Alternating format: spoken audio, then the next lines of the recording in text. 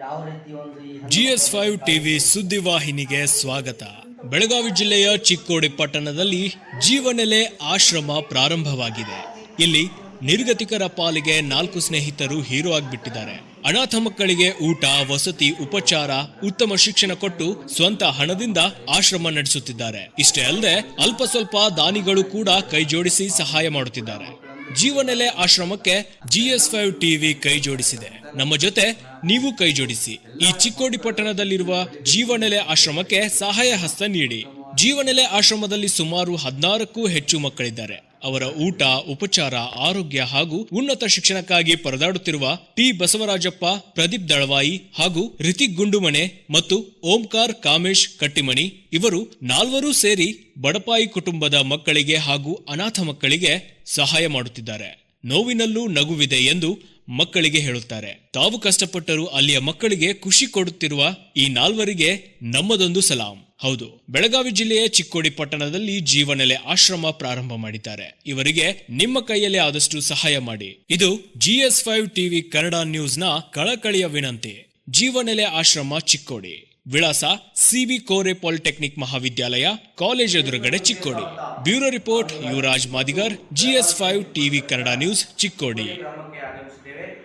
ಇವತ್ತು ಜೀವನೆಲೆ ಆಶ್ರಮ ಚಿಕ್ಕೋಡಿಯಲ್ಲಿ ಪ್ರಾರಂಭ ಆಗಿದೆ.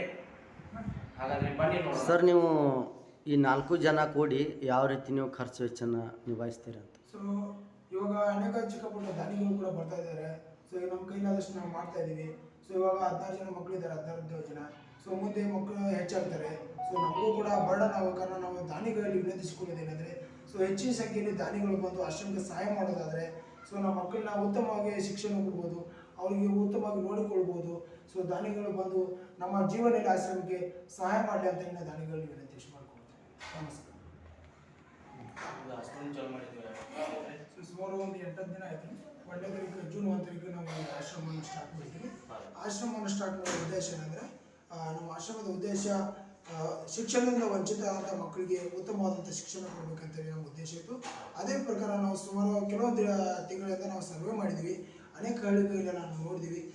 ಚಿಕ್ಕ ಚಿಕ್ಕ ಮಕ್ಕಳನ್ನ ತಂದೆ ತಾಯಿಯವರು ಶಾಲೆ ಕಲಿಸೋಕ್ಕಾಗದೆ ತಂದೆ ತಾಯಿಯವರು ಕೆಲಸಕ್ಕೆ ಕರ್ಕೊಂಡು ಹೋಗುವಂಥ ನೋಡಿದ್ವಿ. ಅದಷ್ಟೇ ಅಲ್ಲದೆ ಮಕ್ಕಳು ಶಾಲೆಗೆ ಹೋಗದೆ ಊರಲ್ಲಿ ಆಟ ಆಡಿ ಮಕ್ಕಳ ಜೊತೆ ಗಲಾಟೆ ಮಾಡ್ಕೊಂಡು ಅಂಥ ಸಿಚುವೇಶನ್ ಕೂಡ ನಾವು ನೋಡಿದ್ವಿ. ಸೊ ಹಾಗಾಗಿ ಅವ್ರಿಗೆ ನಮ್ಮಲ್ಲಿ ಒಂದು ಪ್ರೇರಣೆ ಬಂತು, ನಾವು ಒಂದು ಆಶ್ರಮ ಸ್ಟಾರ್ಟ್ ಮಾಡಿ ಮಕ್ಕಳಿಗೆ ಒಂದು ಉತ್ತಮವಾದಂಥ ವಿದ್ಯಾಭ್ಯಾಸನ ಕೊಡಬೇಕು ಅಂತೇಳಿ ನಾವು ಆಶ್ರಮ ಸ್ಟಾರ್ಟ್ ಮಾಡ್ತೀವಿ. ಇವಾಗ ಸುಮಾರು ಇಲ್ಲ ಅಂದರೆ ಒಂದು 20ರಿಂದ 22 ಅಡ್ಮಿಷನ್ ಆಗಿದ್ದಾವೆ. ಸದ್ಯದಲ್ಲಿ ಒಂದು 16-17 ಹುಡುಗರು ಇದ್ದಾವೆ. ಸೊ ನಾಳೆ ನಾಡ್ದು ಇನ್ನೂ ಕೂಡ ಮಕ್ಕಳು ಬರ್ತಾ ಇದ್ದಾರೆ.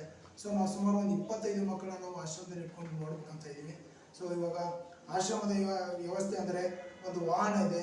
ಇಲ್ಲಿಂದ ಸರ್ಕಾರಿ ಶಾಲೆಗೆ ಓದಿ ಬಿಡ್ತೀವಿ, ಸಾಯಂಕಾಲ ಮಾತ್ರ ಕರ್ಕೊಂಡು ಬರ್ತೀವಿ, ಬೆಳಿಗ್ಗೆ 5 ಗಂಟೆಗೆ ಎಬ್ಬಿಸ್ತೀವಿ. ಅವ್ರಿಗೆ ಯೋಗಾಸನ ಆಗಿರ್ಬೋದು, ಟ್ಯೂಷನ್ ಆಗಿರ್ಬೋದು, ನೀತಿ ಪಾಠ ಆಗಿರ್ಬೋದು, ಹಿರಿಯ ಅನೇಕ ನಾಯಕರ ಬಗ್ಗೆ ಅಂದರೆ ಅಂಬೇಡ್ಕರ್ ಆಗಿರ್ಬೋದು, ಬಸವಣ್ಣವರಾಗಿರ್ಬೋದು, ಅಥವಾ ಗಾಂಧೀಜಿಯವರಾಗಿರ್ಬೋದು, ಮದರ್ ತೆರೇಸಾ ಅವ್ರ ಬಗ್ಗೆ ಆಗಿರ್ಬೋದು, ಅವರ ಯಾವ ರೀತಿ ಆಗಬಂದಂಥ ದಾರಿಗಳಿದಾವಲ್ಲ, ಸೊ ಅದನ್ನೆಲ್ಲ ನಾವು ಮಕ್ಕಳಿಗೆ ಕಲಿಸ್ತಾ ಇದ್ವಿ. ನೀವು ಈ ರೀತಿ ಇರಬೇಕು, ನಾಳೆ ನಾವು ಮುಂದೆ ಈ ರೀತಿ ಆಗ್ಬೇಕಂತೇಳಿ ಪ್ರತಿಯೊಬ್ಬರಿಗೆ ಕಲಿಸ್ತೀವಿ. ಅದ್ರ ಜೊತೆಗೆ ನಮಗೆ ಟ್ಯೂಷನ್ ಸೌಲಭ್ಯ ಕೂಡ ಇದೆ. ಮಕ್ಕಳಿಗೆ 1 ಗಂಟೆ ಕಾಲ ನಾವು ಟ್ಯೂಷನ್ ತಗೋತೀವಿ. ಶಾಲೆಯಲ್ಲಿ ಏನು ಕಲಿಸಿರ್ತಾರಲ್ಲ ಅದನ್ನೇ ನಾವು ನಾವಿಲ್ಲಿ ಅಭ್ಯಾಸವನ್ನು ಪಡೆದುಕೊಳ್ತೀವಿ. ಸೊ ಅದ್ರ ಜೊತೆಗೆ ನಮ್ಮಲ್ಲಿ ಬೆಳಿಗ್ಗೆ ನಾಷ್ಟ ಕೊಡ್ತೀವಿ, ಚಹಾ ಕೊಡ್ತೀವಿ. ಸೊ ಮಧ್ಯಾಹ್ನ ಊಟ ಶಾಲೆಯಲ್ಲಿ ಇರೋದಕ್ಕೆ ಮಧ್ಯಾಹ್ನ ಮಾಡಲ್ಲ, ರಾತ್ರಿ ಊಟ ವ್ಯವಸ್ಥೆ ನಮ್ಮಲ್ಲಿದೆ. ಪ್ರತಿಯೊಬ್ಬರಿಗೂ ಗಂಡು ಮಕ್ಕಳಿಗೆ ಇರೋದಕ್ಕೂ ಬೇರೆ ಇದೆ, ಹೆಣ್ಮಕ್ಳಿಗೆ ಇರೋದಕ್ಕೂ ವ್ಯವಸ್ಥೆನ ನಾವು ಬೇರೆ ಮಾಡ್ತಾ ಇದ್ದೀವಿ. ಸರ್, ಇದರ ಖರ್ಚು ವೆಚ್ಚಗಳನ್ನ ಯಾವ ರೀತಿ ನಾವು? ಸೊ ಈ ಆಶ್ರಮವನ್ನು ನಾವು 4 ಜನ ಸೇರಿ ಮಾಡ್ತಾ ಇದ್ವಿ. ಒಂದು ಪ್ರದೀಪ್ ದಳವಾದಂಥ ನಾನು, ಓಂಕಾರ್ ಕಟ್ಟಿಮನಿ, ಋತಿಕ್ ಮಾಣೆ, ಅದ್ರ ಜೊತೆಗೆ ಟಿ ಬಸವರಾಜ್ ಸರ್ ಅಂತ ಒಬ್ಬರಿದ್ದಾರೆ. ಸೊ ನಾವು 4 ಜನ ಇವಾಗ ಮಾಡ್ತಾ ಇದ್ವಿ. ಅನೇಕ ದಾನಿಗಳು ಕೂಡ ಬರ್ತಾ ಇದ್ದಾರೆ. ಸೊ ಇವಾಗ ಸ್ವಲ್ಪ ಮಟ್ಟಿಗೆ ಹೆಲ್ಪ್ ಮಾಡ್ತಾ ಇದ್ದಾರೆ. ಸೊ ಬರೋ ದಿನಗಳಲ್ಲಿ ನಾವು ಇದನ್ನು ಉತ್ತಮವಾಗಿ ನಡೆಸ್ಕೊಂಡು ಹೋದರೆ ದಾನಿಗಳು ಕೂಡ ಉತ್ತಮವಾಗಿ ನಮಗೆ ಸಹಕಾರ ಕೊಡ್ತಾರೆ ಅಂತ ನನ್ನ ನಂಬಿಕೆ ಇದೆ. ಸೊ ಅದ್ರ ಜೊತೆಗೆ ನಿಮ್ಮಂಥ ಮಾಧ್ಯಮ ಮಿತ್ರರು ಕೂಡ ನಮಗೆ ಸಹಾಯ ಮಾಡ್ತಾ ಇದ್ದೀರಿ. ಸೊ ತಮಗೂ ಕೂಡ ನಮ್ಮ ಆಶ್ರಮ ಜೀವನೆಲೆ ಆಶ್ರಮ ವತಿಯಿಂದ ಕೋಟಿ ಧನ್ಯವಾದ ಸಲ್ಲಿಸ್ತೀನಿ. ಸೊ ನಿಮ್ಮ ಸಹಕಾರ ಇದೇ ರೀತಿ ನಮ್ಮ ಆಶ್ರಮಕ್ಕೆ, ನಮ್ಮ ಟೀಮಕ್ಕೆ ಇರಲಿ, ನಿಮ್ಮ ಆಶೀರ್ವಾದ ಕೂಡ ನಮಗೆ ಇರಲಿ ಅಂತ ಬಯಸ್ತೇವೆ. ನನ್ನ ಹೆಸರು ಪ್ರದೀಪ್ ದಳವಾಯಿ, ಆಶ್ರಮದ ಒಂದು ಮುಖ್ಯಸ್ಥ. ಸೊ 4 ಜನ ಇದ್ದೀವಿ ನಾವು.